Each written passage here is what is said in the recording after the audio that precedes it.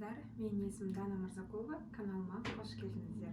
Бүгін сіздермен бисквиттің құпия техникаларымен, жасалу жолдарымен бөлісетін боламын. Көбісінде бисквит яғни төмен болып қалады, не себепті олай төмен болады, соның барлық құпиясын осы видеода айтатын боламын. Видеоны соңына дейін көріңіздер, комментарий жазып, лайк басып отырыңыздар. Ал ендеше кірісейік.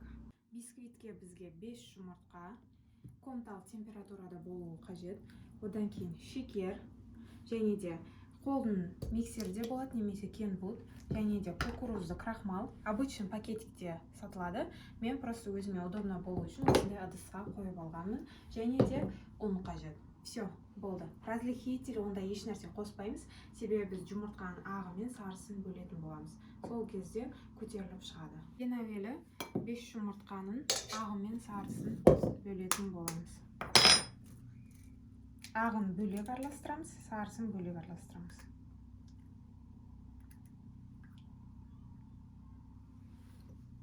Ыдыстарыңыз міндетті түрде сухой болуы қажет. Кейбіреулердікі ыдысы су болып тұрады, содан кейін мен бисквитім көтерілмей қалды деп айтып жатады. Сондықтан ыдыстарыңыз міндетті түрде сухой, және сонымен қатар мынаған сарысы мүлдем тиіп кетпеуі қажет, тек ағы болуы қажет. Егер сарысы сәл капелька тиетін болса, сіздердің бисквиттеріңіз көтерілмей қалады. Енді осының құр өзін аппақ көбік болғанша құр өзін жақсылап араластырамыз. Шекер еш нәрсе қоспаймыз. Жұмыртқаның құр өзін ағын араластырған кезде осындай болуы қажет. Қараңыздар, мүлдем құлап жатқан жоқ. Сол кезде біздің бисквитіміз жақсы шығады деген сөз. Осы кезде егер құлап жататын болса, тағы да араластыру керек деген сөз. Көрдіңіздер ғой, мынаның өзі мүлдем құлап жатқан жоқ. Әбден жақсылап 3-4 минутта жақсылап араласты. Енді оған 150 грамм шекерді қосып, жақсылап араластырамыз. 1 минутта араластырсақ жеткілікті. Содан кейін жұмыртқаны қосамыз. Жұмыртқаның сарысын барлығын бірден қоспаймыз. Бірінші жартысын қосамыз, бір араластырып, содан кейін тағы да жартысын қосамыз. Ұннан міндетті түрде ситадан өткізіп аласыздар. Мен өткізіп дайындап қойғанмын. Алдын ала 130 грамм. Одан кейін 50 грамм кукурузды крахмалды қосамыз. Кукурузды крахмалды не себепті қосамыз? Қоссаңыздар да, қоспасаңыздар да болады. Яғни арасы тығыз, бірігіп піссін десеңіздер, кукурузды крахмалды қосыңыздар. Егер арасы дәу домалақ болсын десеңіздер, онда кукурузды крахмалды қоспайсыздар. Яғни бұл біріктіреді, ортасын мығыздайды. Сондықтан кукурузды крахмалды 50 грамм қосам. Одан көп қосып жүрмеңіздер. Енді байқасаңыздар, мен миксерді уже алып тастадым. Не үшін? Егер қазір мен қайттан миксермен араластыратын болсам, менің осы көтерілген қоспам қайттан түсіп қалады. Сондықтан міндетті түрде ұнды қосатын кезде ұн мен кукурузды крахмалды жақсылап бір араластырып аласыздар. Барлығын бірден қоспайым. Жартысын қосам. Жайлап араластырам. Бір бағытта араластырам. Бір жері араласып, бір жері араласпай қалмасын. Барлық жері араласуы қажет. Дәл осылай қазір екіншісінде қосамын. Бұл кезде миксермен мүлдем араластырмаңыздар, әйтпесе бисквиттеріңіз түсіп қалады. Духовканы осы кезде алдын ала 180-200 градусқа қосып 25 минутта пісетін болады. Кольцоны алып 20 сантиметрге қойдым. Енді астына май еш нәрсе жақпаймын. Бисквит жақсы көтерілу үшін жанына да, астына да май жақпайсыздар. Не себепті кейбіреулердікі байқайсыздар ма, былайынан жаны көтеріліп тұрады, ортасы түсіп қалады. Ол яғни осы шеткі жағына май жаққандықтан болады. Одан кейін духовканы міндетті түрде алдын ала ысытып аласыздар. Мұздай духовкаға бармауы қажет. Міндетті түрде ысытыңыздар. Фольгамен орадым, май еш нәрсе жаққан жоқпын.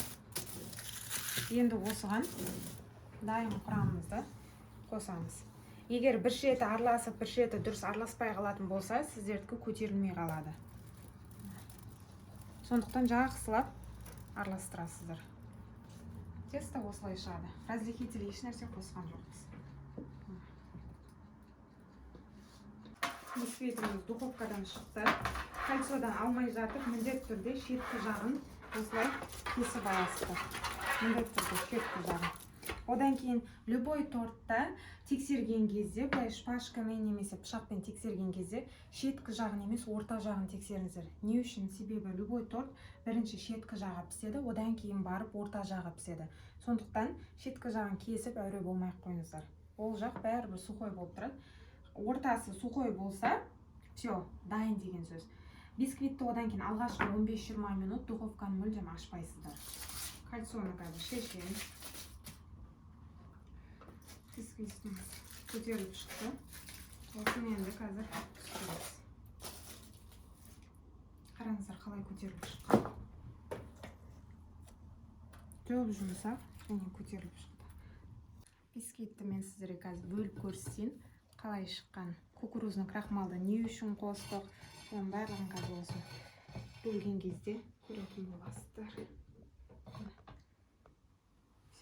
Қараңыздар. Жұмсақ, былайынан майыс мына қараңыздар. Егер кукурузный крахмал қоспайтын болсақ, бізден андай точкалары дәу іші яғни пустой болады да.